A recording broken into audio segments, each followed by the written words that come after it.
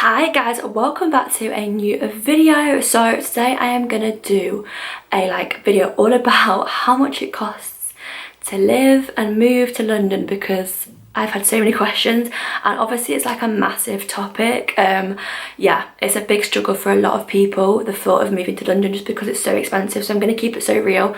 I'm going to go into what I can and can't afford, and yeah, hopefully it can help some of you guys out if you're thinking of moving and all of that jam.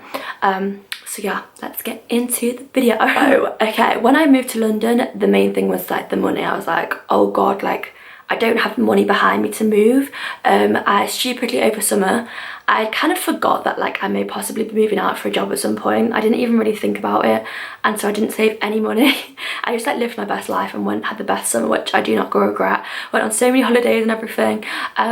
But yeah, so I came out of summer with no money. I got this internship, which is now my actual job. I got it pretty quickly, like the turnaround was really quick. And before I knew it, I was moving to London in 3 weeks. So yeah, that's what happened. And at this point I was like, shit, like I have no money.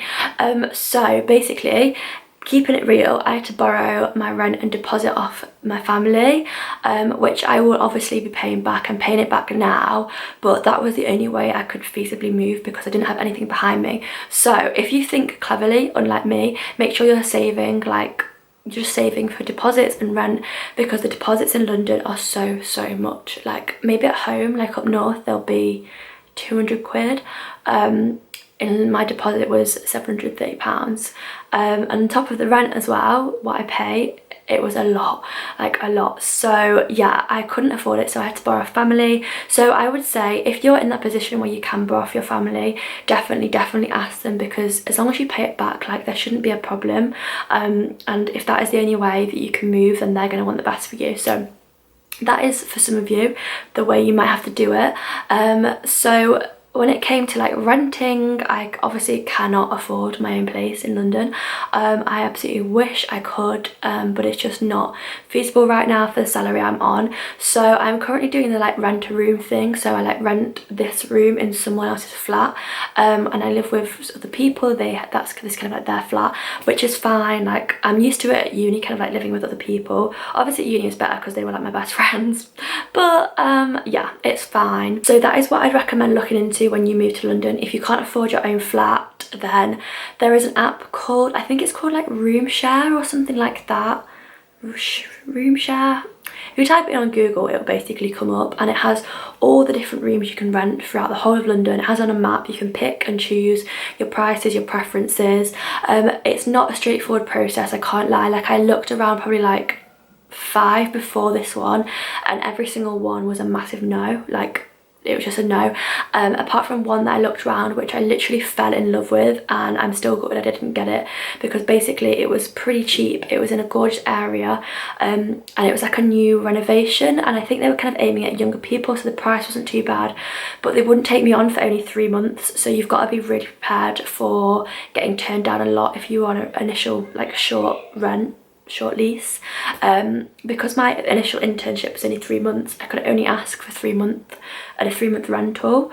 So that was one massive problem I faced, and it was literally so annoying. Like it actually drove me a bit crazy, because I wanted these places and they were all saying no to me. And then the other places I looked around were actually like, some of them were gross, like not nice, in really dodgy areas. I even looked at one in Wimbledon, and it was like, Wimbledon's gorgeous, but they are just, the whole estate was horrible. Like this flat stuck with weed, which is just not my vibe. So yeah, you have to be prepared to go on quite like a long process of looking around places, but that is definitely the cheapest option in London. Otherwise, I think a lot of people wouldn't be able to afford it if they didn't have this like room share thing. So yeah, that is a tip. Go and look at that app, and hopefully you can get a nice place with nice people. I've come out really lucky. Like I do pay a lot for it, not as much as I would want, but the location's nice, I feel safe, and the people I live with are really nice. So yeah, it makes a massive difference coming home every night knowing that you're going back to like a nice safe place. So yeah, definitely recommend that. When it comes to travel, that rinses my bank, honestly. Like, so I spend like probably half of my monthly wage goes on rent, and then so much more of the leftover like goes on tubes and trains. Like, it's actually a joke. It's so expensive. So yeah, if you're looking for cheap travel, definitely get an Oyster card and attach your rail card to it, and that should get you some money off. I have actually not been doing this enough. Like, to save money, I should technically get a week's travel card because it caps at a certain price, but I just keep forgetting to get them, and it's really bad because it could save me money. And I also have to get the most expensive travel card because I work in zone 5, which is further out of London. So when you get to London, you'll like get to come to grips with like the zones. So there's zone 1 to 6 or 7, I think. I work in zone 5, and it gets more and more expensive as you pay for going out further. So yeah, that's something to keep in mind. I probably spend about £70 a week on tubes, which is just grim. Like, that is a lot of my weekly budget, like most of it just gone.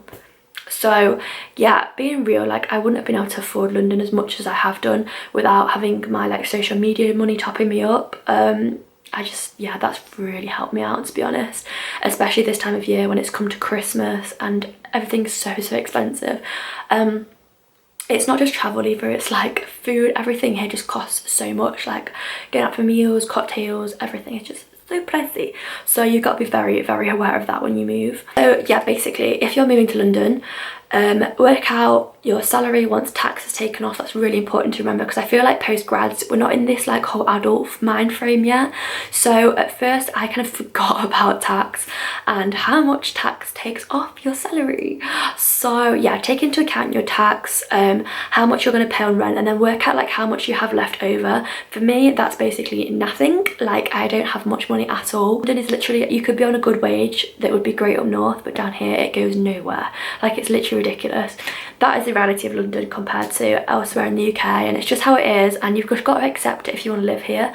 And if you want this amazing experience of living in London, you just got to accept it and go with it. So yeah, just take everything into account, work out how much you've got left over for food and for socialising. Make sure you're getting like the best offers where you can. If you've still got student discount, which I have until April, make sure you're using that, and just find the little ways to save money here and there. Know that working in London and having a good job down here will literally get you so far in the future, and then you can move wherever you want. So yeah, thank you so much for watching. I hope this has helped you guys out a little bit of like a real insight into how London is. And if you have any more questions, leave them down below, and I'll do like a whole Q&A summary of London and moving to London in the future. So yeah. And also I'm going to try and, next week I'm going to try and film like what I spend in a week as a postgraduate, just because I've seen those videos going around at the moment and I'm enjoying watching them. So yeah, watch out for that. I love you all loads. Thank you for watching. I will see you in my next video. Mwah.